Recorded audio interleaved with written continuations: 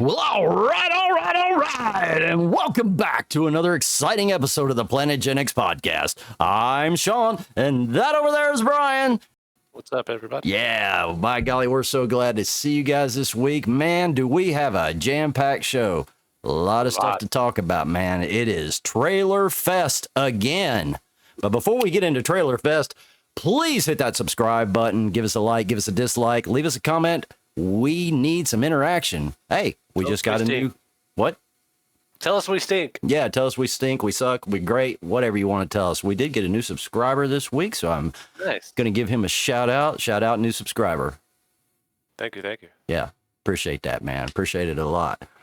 Well, holy cow, where to begin, man? The trailers, they doth fly, and they've been flying, it seems like, for weeks now. I guess everybody's getting ready for the old summer time movie stuff. Some of these are movies, some of them are TV shows, but theoretically this is the first year we're having without strikes, right? Without pandemic, without strikes, without all of that. Fingers crossed. So biggest one right out of the box, man. And where to go first and what, because there was another trailer. The Doctor Who season 1 trailer came out 3 hours ago. And, that's so fresh. I was like, Jesus Christ, I don't think I'm going to add this one to today's list. Well, we're likely going to revisit that one next podcast. And it'll be a little after the fact, but I'm calling it now. I saw it. It's there. It looked okay. There's a lot of cool stuff in it, but, a lot to talk about. Anyway. Yeah, Star Wars Acolyte, man. We finally got a trailer for another show we've never seen before from the Star Wars crowd down there at Disney. This is Kathleen Kennedy's baby, or so we've, heard anyway, if you can believe all the Star Wars news sites. Mike Zero, for example, if you can believe him, it's her baby. But yeah, I was surprised because the only person I knew of that was going to be in it was, what's his name now? Lee Jung Jae from the the Netflix show. He's from the Korean drama, Squid Game. Gotcha. Yeah. Okay. I absolutely loved him in Squid Game. There's something about his acting, his face. It's really his face. It's just, I don't know what it is. He's got a very kind face, and man, it just seems like I can't wait to see something else by him, because in the Squid Games, I just absolutely loved him. So it'd be really cool to see him. He's the only one I knew about, and then all of a sudden, boom, Carrie-Anne Moss is on the screen right off the bat, and I'm like, oh, okay, respect. And correct me if I'm wrong, but the titular Acolyte, the one that we're supposed to be afraid of or whatever, really felt a lot like Shin to me from the most recent Star Wars stuff. Yeah. Is she the Acolyte? Well, we don't know for sure, but yeah, that's May you're referring to, right? Yeah. Yeah. May, who is played by... Is that Amidala? No. It looks like Queen Amidala. Amandla Stenberg. Yeah. Yeah, I think I said that right. Hopefully I did. But yeah, and I mentioned Lee Jung Jae. He's playing Jedi Master Saul, which you can see him obviously in the trailer. Carrie-Anne Moss is playing Jedi Master Indara. Yep. And the guy who plays Chewbacca, who's taken over playing Chewbacca, Jonas Suotamo, I guess, perhaps. Well, he is playing Jedi Master Kelnaka, and that's the Wookiee you see, obviously, because he's a big old lad and probably the only person that could play a Chewbacca or a Kelnaka. He must have done. What's the one? The other Wookiee? God, I can't think of his name. Oh, the one that was in the Boba Fett. Mandalorian. Yeah. I keep wanting to call him Christian. It's something like that. I want to call him freaking Karnak. Right. From John Late Night. Jesus. Johnny Carson's Night Show. Oh. Karnak or something like that. It's I don't know, but anyway, something like that. I have to think that he did that character too, but I don't know for sure. But it'd be interesting to find out. The other names we know real quick were Jedi Master Vernestra Rowe, which is Rebecca Henderson. I'm not familiar with that person. Jedi Knight Yord, which we don't know who's playing that. Padawan Jack, played by Daphne Keene. And Kimir, the smuggler. Right. We don't know who's playing that. That's another good character. We've seen the Coven of Witches in there, and Mother Anisea. And those are the main characters you can go on to StarWars.com right now and find the names to and cross-reference that with IMDb. So that's the best we got, at least with my, mediocre skills looking into stuff. But, maybe other videos around have more information than that. I didn't know. All I can say, man, is that poster got dropped, and I was like, that is the sickest poster I've ever seen for anything Star Wars. Yeah, pretty cool. It's my favorite piece of media so far. Yeah, it probably blows your own mind, doesn't it? Yeah. Yeah, I mean, it has to, I would think. Because let's face it, they're not exactly hitting home runs over there lately. So I can't wait to see. I mean, so first impressions, you got to see it, the trailer. I mean, I don't know what to make of it, right? I mean, we see these characters that we're familiar with, and the world as it was before, but really, it's all about. I guess a lot of what we're seeing are kind of Jedi training and like all this action shots. Yeah. Well, I mean, it just felt like another trailer. Yeah, we should note that this takes place during the High Republic, which is 5 to 500 years before the prequels took place. So, some potential things. We could get a young Yoda. And it's also worth noting that this is the Jedi's highest, this is their time. This is when the Jedi were at their best. This is that time period. And that's what I was going to say is we'll probably see a number of these Jedi temples that we've seen in other media that have been ruined in their pristine form. Yeah. Yeah, there's potential to see a lot of cool stuff. And, most average fans are just used to the Skywalker saga timelines and stuff like that. So, a lot of us through games and stuff like that and through the Legends stuff and whatnot have got some understanding of some of these different time periods. So, we have some things that we're looking for. Right. Very little understanding. Well, there's not a lot of it around anyway, This is basically uncharted territory with the exception of some comics and stuff. Because I think there's some High Republic books and comics out there. Right. So there might be some stuff lifted from there that y'all might find familiar with those of you who keep up with that sort of thing.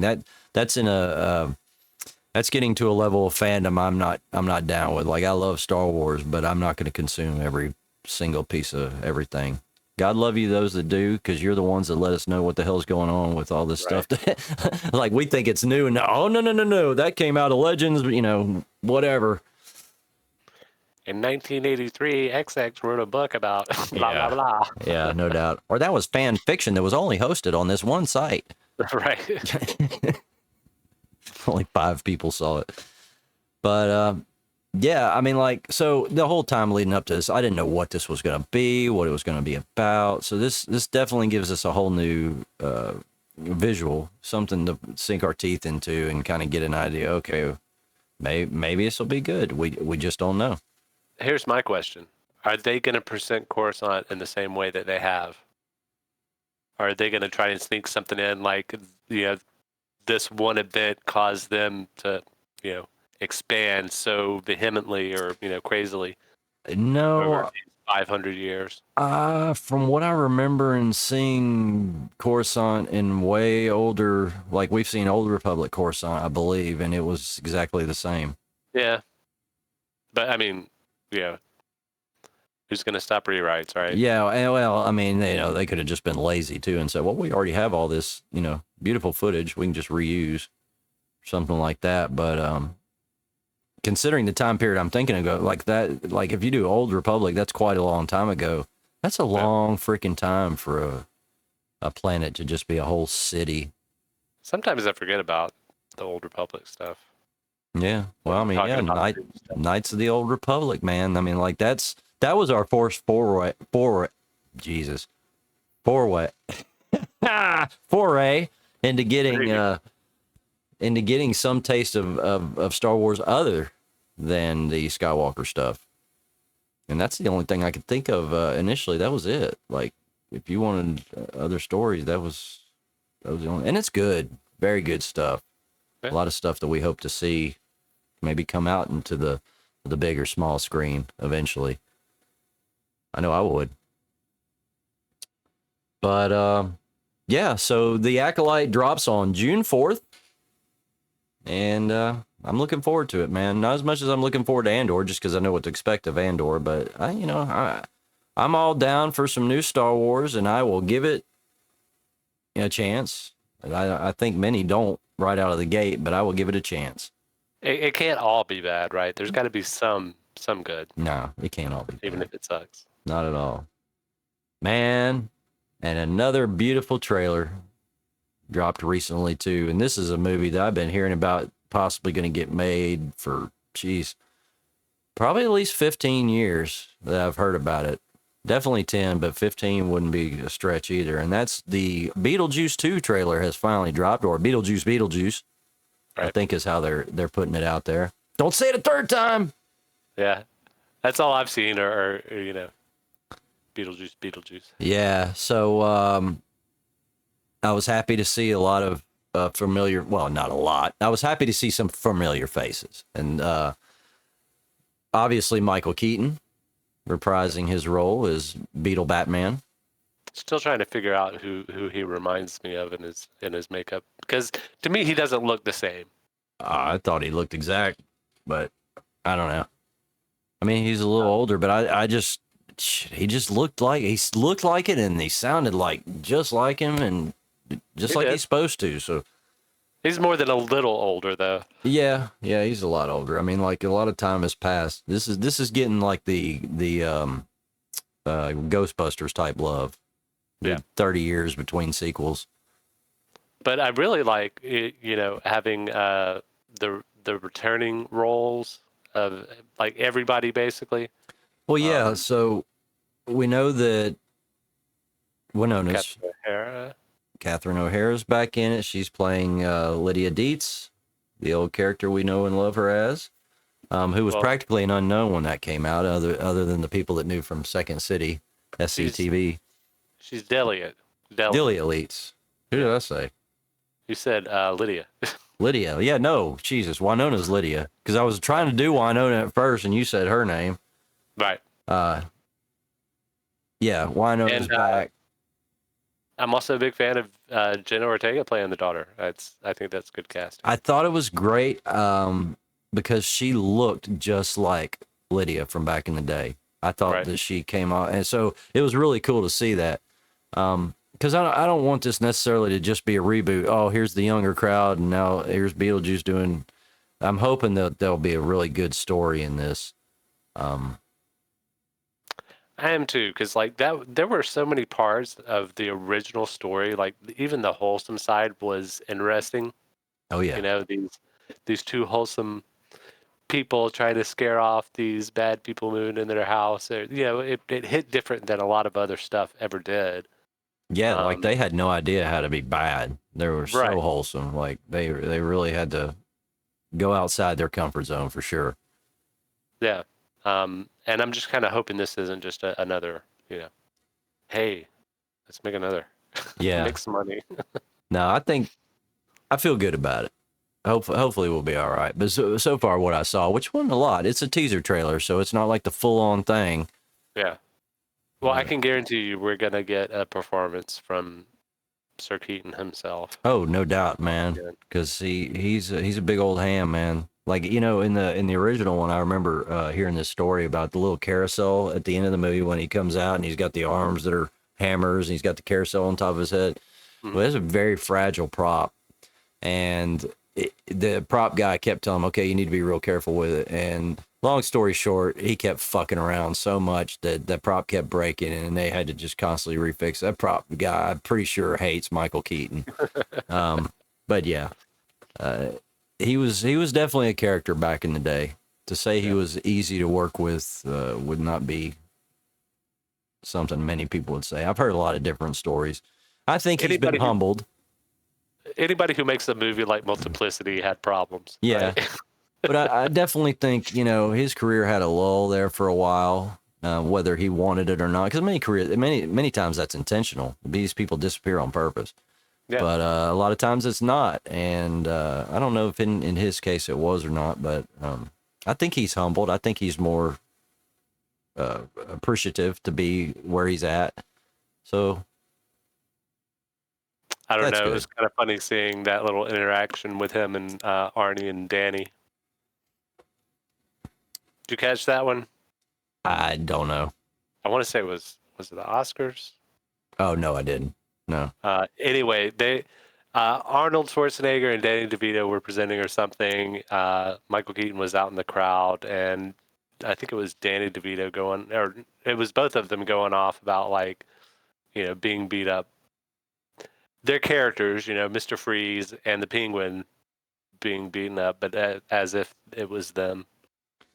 Yeah, well, Mr. Freeze there wasn't even beaten up by Michael Keaton.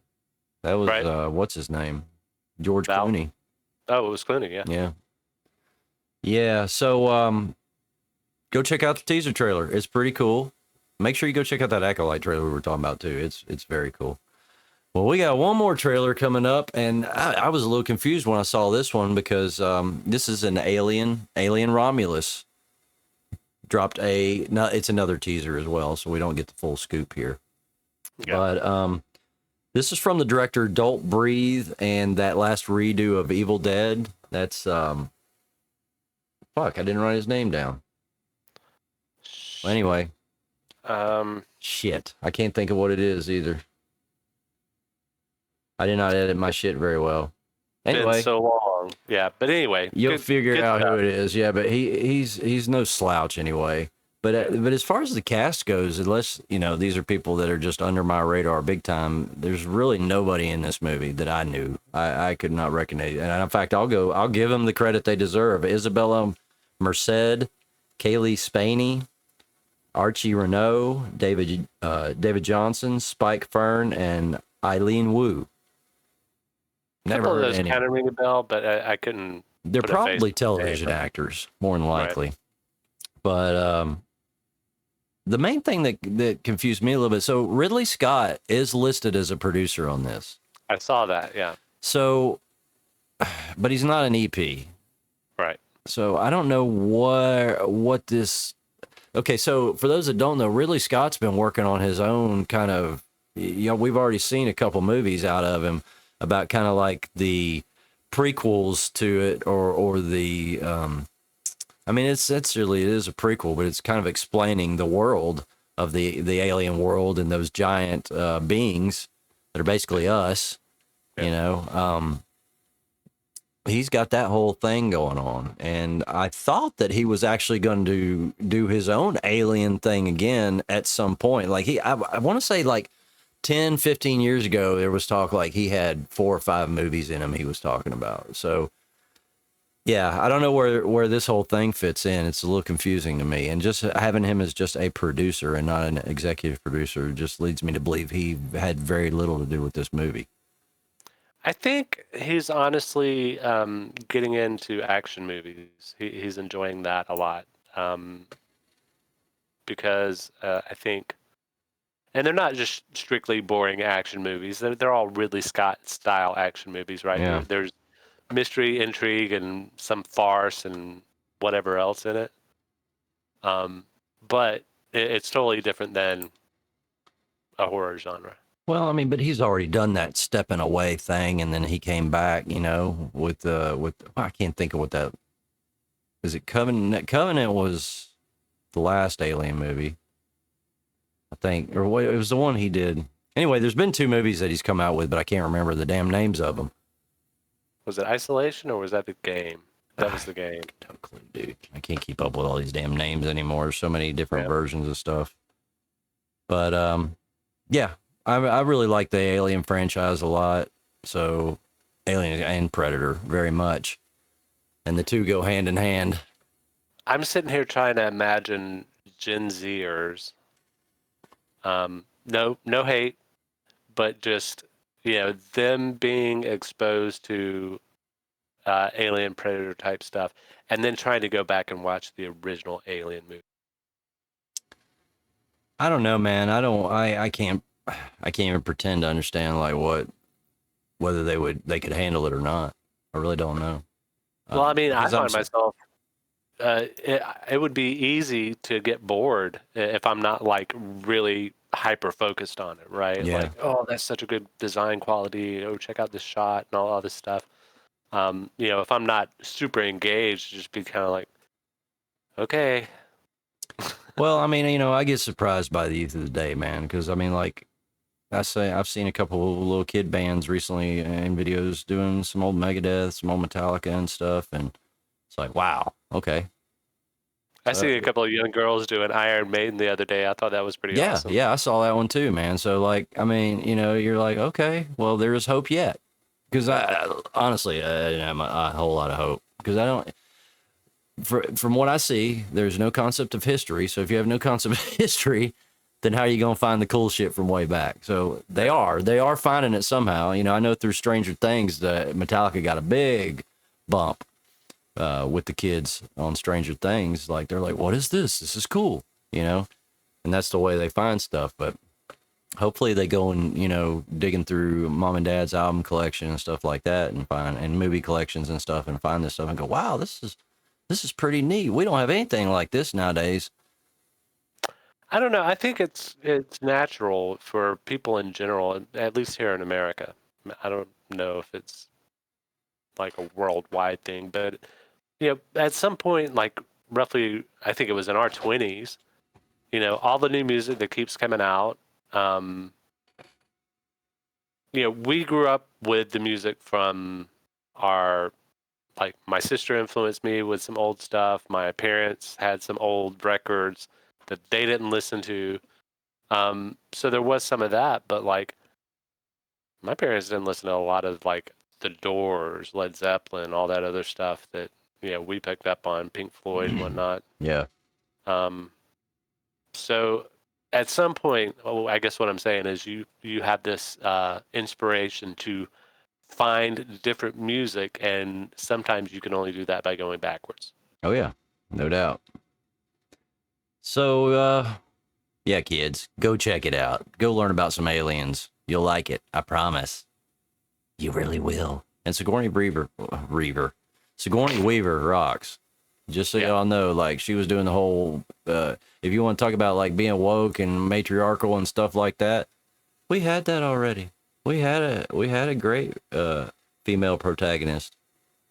So, well, I mean, Ridley Scott did it right. Like Alien. I don't remember if it was true of Alien, but I know for a fact Aliens didn't matter who was a male or female. There were no gender roles assigned to these characters, right? Yeah, like a couple of space marines, or at least one of the space marines was a chick, and I mean, like, what it just goes to prove what we've been saying. Like this, it's not like everybody's been living under a rock and shit, and we're all cavemen and shit. Like we got our shit together back in the '80s, and we're starting to fix things. So don't act like this is just all falling apart and shit. We were doing right long before the 2000s came around.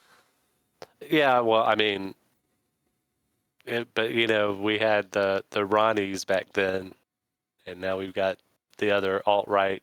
I don't know. It's about who's making the most noise on that side, right? Yeah. Well, we know who's making the most noise right now. Right. So, you got a couple notes on here. You got to check out the we get the free Epic games like traditionally every week. You're a fool if you're not doing that. I've said it before. If you're not getting these games from Epic every week, I mean, they're not all gems, but there are often some great games that get dropped in their free section. Very good games. And some of you might be familiar with the game called Call of the Wild. and it's a hunting game that is not for the faint-hearted because let me say it's not for the ADHD. It's not something you're going to jump in and boom, I'm going to go hunt a deer and you're going to go find a deer real quick. This is as real as you can get to a game for hunting. You're going to be out there stalking or doing whatever or sitting there on your ass waiting for a deer to walk up. You do it as much as real life as you can. Well, apparently they have a fishing game in the same ilk, and I have it. I downloaded it, but I have not tried it yet. And Brian has checked it out, which it surprised me when you did say that you checked it out, because I did not think this was the type of game that you would be hitting on. Honestly, I like fishing in games generally. It's a calming, soothing pastime, something you can kind of turn your brain off on. Fable right? comes to mind. Yeah.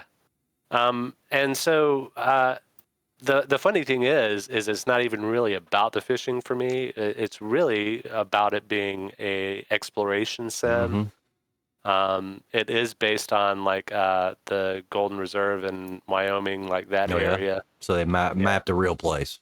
Yeah. And as far as I can tell, there are some real type stuff. Of course, it's converted somewhat for a game, but yeah.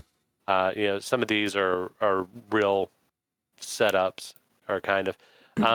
Some of the artwork's pretty rough, and there's a lot that you could not like about it. A lot of the people that liked the original Call of the Wild game had a problem with this one, but I just really enjoyed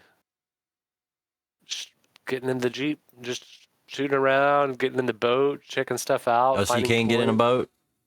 Yeah. Right. You can get in a boat. Like, you can't access everything from like one central area on a boat or whatever. You do have to go around and find like travel points and launches and stuff. But overall, I really enjoyed it. It is a bit goofy in some ways, and it's not amazing, I wouldn't say, but I have put a lot of time into it and I've enjoyed it. Cool. Yeah. So, well, it's no longer on the thing, is it? It's I think it's on until the 28th. Oh, wait. I'm sorry. Yeah, it was the one that just started this past time. So yeah, y'all go check it out. You got till Thursday. They reset them every Thursday, so you got till really Wednesday night, I guess, until midnight. Probably is about the safe way to say it. Right. They may do it at a different time. I don't know, but just get it by Wednesday afternoon or something like that, and you're fine. And while we were checking games out, I've been trying to get you to check out the Last Epoch. We've been talking about it a couple times, and we're kind of like in this soft search to find a game that will let our friends play together and whatnot, so we can kind of get some kind of social thing going.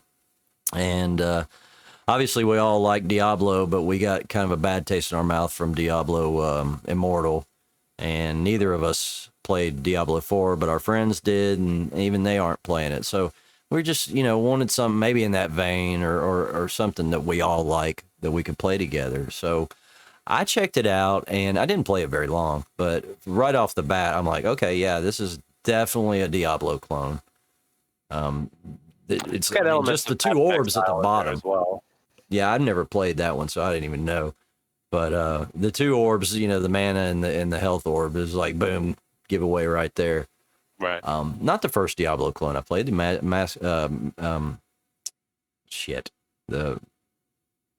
Vampire the Masquerade was a Diablo clone, even though it was like a third-person game. Yeah. The whole thing, the whole user interface, you had a health globe and a mana globe. It was all Diablo except for the way you played. But so what did you think? Because I could see if my friends were doing it, I would do it too. But I guess since it wasn't Diablo, I just didn't feel that excited about it. But I could be. So it's got some grindy elements to it. Like, everything that drops isn't really worth a lot of money, and it doesn't make a lot of sense to pick everything up. But at the same time, you are trying to smash everything that you run across to get money to expand your stash so you can hold on to stuff for other characters. Yeah. If you want to play something else. I started off with a Sentinel. I really didn't get it up to a Paladin. That was the idea. But super easy to play as that character. I felt pretty safe and whatnot. And then once I got to a place where I had gotten a couple of good drops and was kind of like, I want to play something more interesting now. I went with the Rogue, who is the movement king, basically. Yeah. Survivability is a bit rough with the Rogue. The way that I've been playing it, I've been doing an Icy Banes build. But yeah, I put a lot of hours into it as well, and I'm not unhappy that I put the hours in, but at the same time, I can't really see myself going super deep with it because of those Path of Exile moments where it's like, okay, you're going to eventually get to a point where you're going to be messing with corruption. Then you've got like a couple of extra mechanics, like ward is a defensive thing. I can't remember. There are like 2 other mechanics. But yeah, it's worth to check out. The art style is preferable to Path of Exile, in my opinion. A little bit more Diablo-y, but not as old. Yeah. Obviously. Yeah. Yeah, and it's worth noting that game came out in 2019. It's not new, but Right. it's one of those again that's been on that, oh shit, what's the word I'm looking for? Early access. Yes, thank you. Yeah, it seems to be the thing to do nowadays. But yeah, so it may have officially come out recently, but it's been around for a little bit. And yeah, I mean, it's a fine game. I would say it's a mediocre. Hey, Pepper. It's mediocre. Yeah. So give it a check out, see what's happening. I didn't get the feeling that I could get Jay or enough involved where this would be that game. That's the vibe. I mean, it really did feel more one player than, something I could see like 4 of us on the screen doing stuff. Yeah. That always seemed to be the thing with Diablo, right? Right. Yeah. Yeah, that's the way it is. We didn't get to play the multiplayer aspect of the game, so we don't know, how good or bad that is. But certainly as a solo game, it's not terrible. Yeah. But yeah. I'll tell you, we've got some other things, but I'm just going to.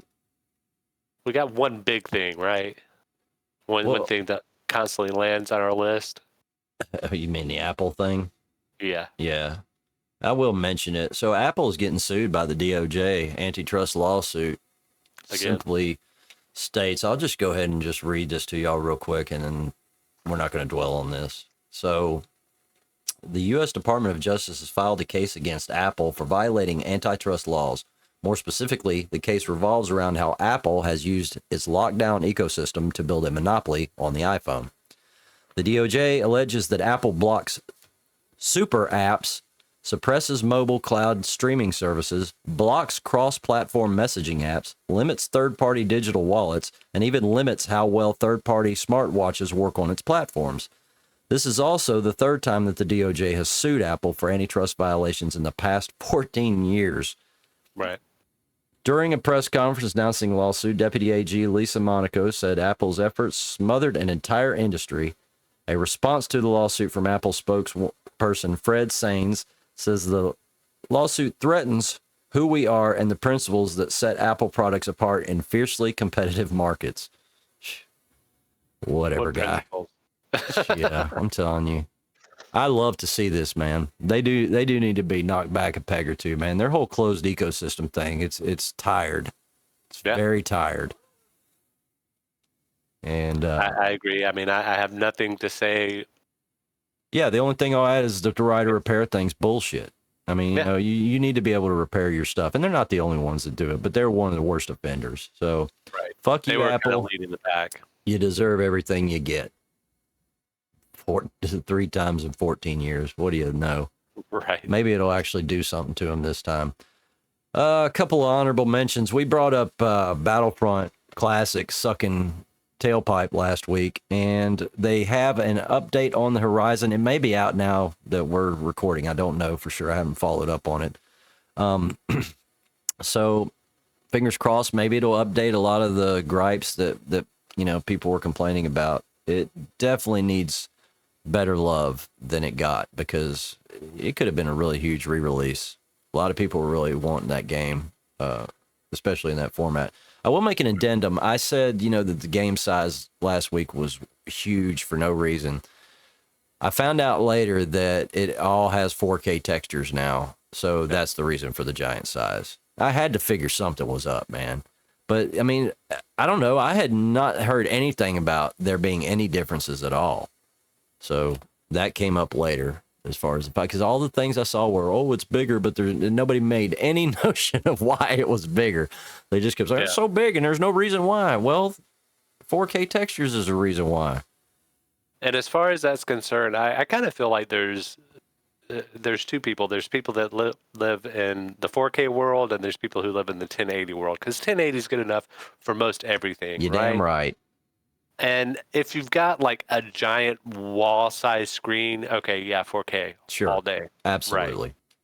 Yeah. But if you just got like even a 60-inch from across the room, oh, dude, I see no problem with 1080. We have a worst issue with the flight simulator crowd, dude. So there's this thing where our liveries for our planes can come in 4K textures or 8K textures, dude. Oh, Jesus. Yeah, and dude, this sim already is like not optimized for shit. I mean, like it's the worst frame rates you can possibly get in any game. Yeah. And you need every bit of your video memory free that you can get free. And but wanting it to look as nice as you can possibly have it. 8K textures on like you were just saying, on the size of monitors most people have is just absolutely ludicrous. Right. 4K textures will be fine for all you guys, especially you're just talking about the 4K screens. Who the fuck is running 8K anything? I mean, like, dude, I know it's out there. And I know that there are some uber gamers that have the money and can do stuff like that, but it's so fucking few and far between.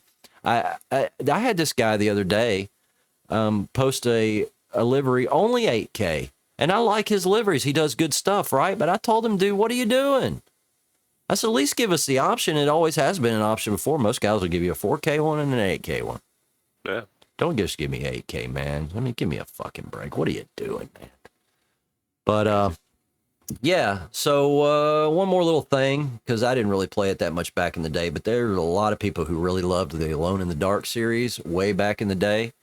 Yeah. And it is getting a remake, and I'm sure a lot of people will be really happy about that.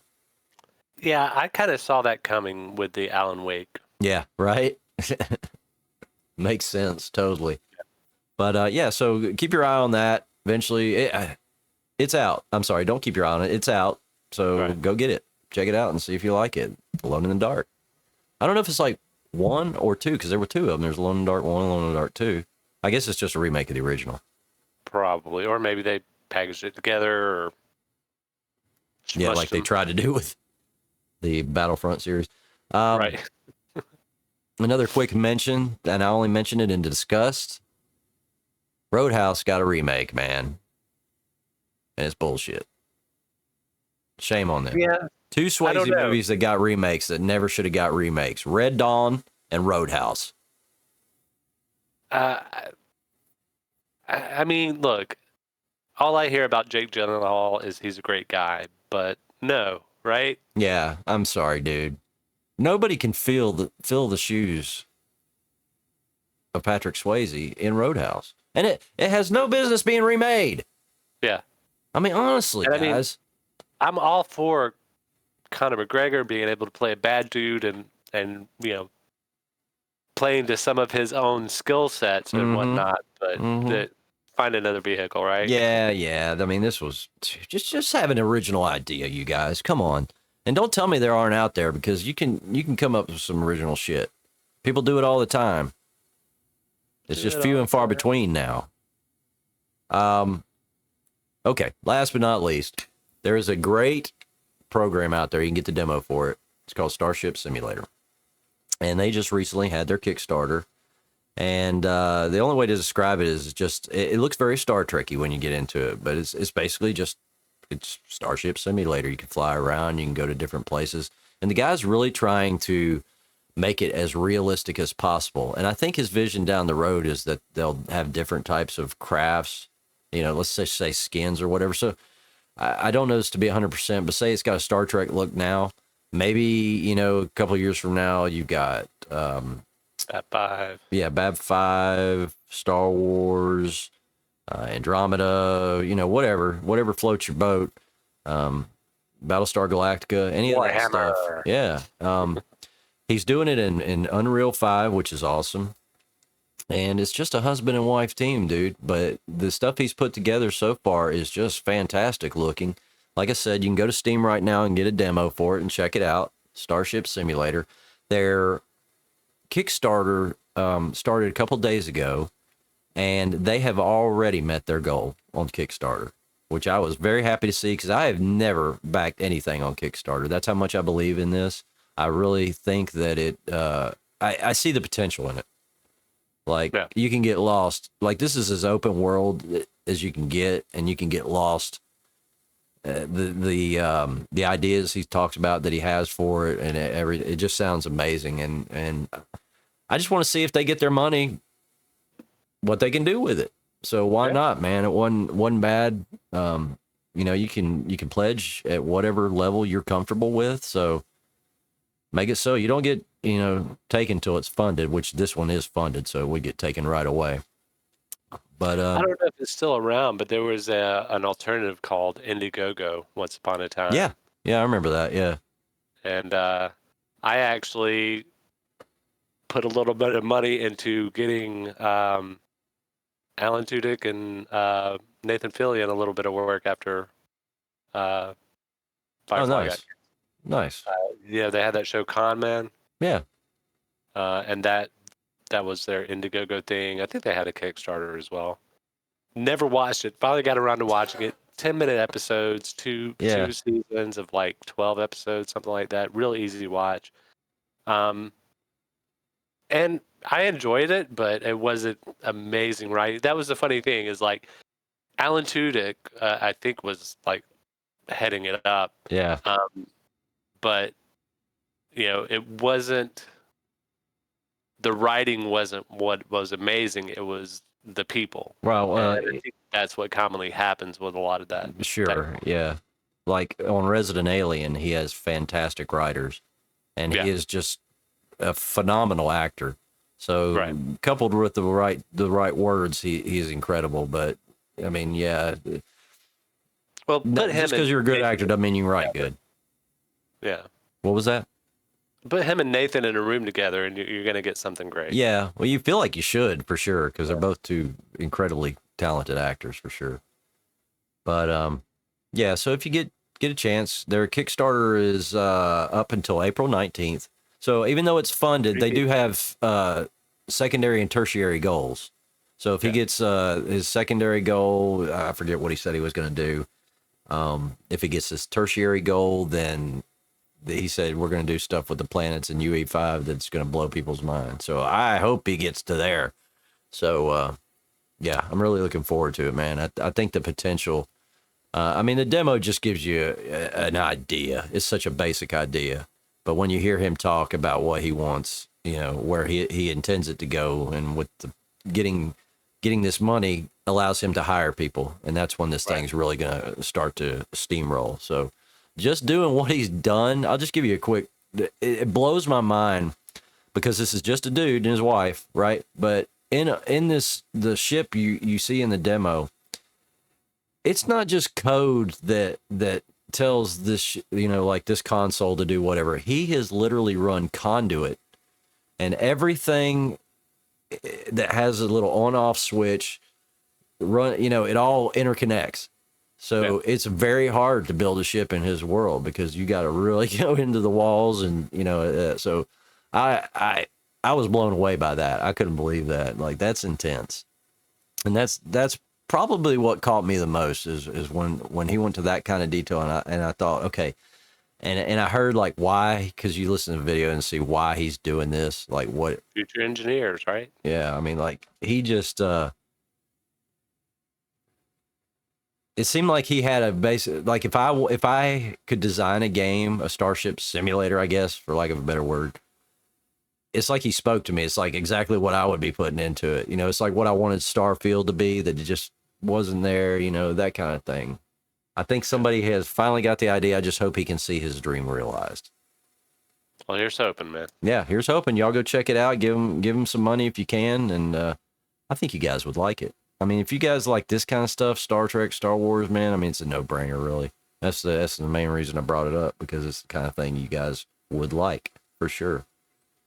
So that's about it, man. And that was stuff that I wasn't even going to necessarily talk about, a lot of that extra stuff I know, there. right? Yeah, so we got it all in. Boom. I even talked about the Doctor Who, man. I got to say, talking about that Doctor Who trailer real quick, man. He may be too gay for me. I'm just going to be honest about it, man. I have no issue. We've talked about this 100 times. I have no issue with him being gay. I just don't need my doctor to be gay. And yes, this is a totally different, this is season 1. This is a totally different doctor. It's a totally different story. It's totally different everything. So they can be wild with it. And I'm not necessarily as offended, but I can't, it's not like I can watch the other Doctor Who and it's going on as well. You know what I'm saying? If they were going side by side, I'd be watching the other one. I wouldn't be watching this one. But I'm going to watch it because first of all, Russell, just what I noticed, it brought back some of what I remember from the early days of the New Who stuff. Just seeing some period pieces again, you know, was nice. I love the period stuff and the way Russell does it. But you could I definitely saw his thumbprint on it. So that I appreciated. So that makes me want to see it. But yeah, and not every scene. It was just a few scenes, man. Few scenes where he's just like, God, coming off way too gay. It's just unnecessary. But this is a gay doctor, for lack of a better word. I mean, I'm sure that's what this is. I think everybody can see that. So, I mean, he's just being what he is, but it's just not what I want. Right. Just not what I want. Can't please everybody. Right? Yeah. And that's the, you know what? Yeah, we're talking about it this instead of next week, because I can't even show y'all the trailer next week. I could try, but I'm going to get some kind of hit, which is stupid. I don't understand why a trailer like this would get me some kind of hit on YouTube. It mainly seems to kill my English audience. But why? Why can't they see it? It's on the Doctor Who channel that presumably they can see on YouTube in the UK. So I just don't understand it, man. So yeah, I doubt why we'll have that trailer. Y'all have noticed I try and put these trailers in when we talk about them. We'll see. If you ever see stuff and there's not a trailer in there and we're talking about it, now you know why, because I get grief. A lot of times I don't have any issues, but just some people, man, think their shit's so fucking great that they just can't let anybody show it. Like it's going to earn me $1. I ain't getting shit off of it. Right. You know? But anywho, anything you want to drop before we go? I think that's it. I tried to put everything in the notes. Yeah, man. Nice, big set of notes today. It's probably the biggest we've ever had. Right. I can only think of one that might have been bigger, and that was a Doctor Who deal. But anyway, yeah, awesome show, man. A lot of content. And of course, all the visual stuff that when it's all said and done with the trailers is going to be real cool. So, yeah, that's it, guys. Thank you so much for joining us. We really appreciate it. Remember,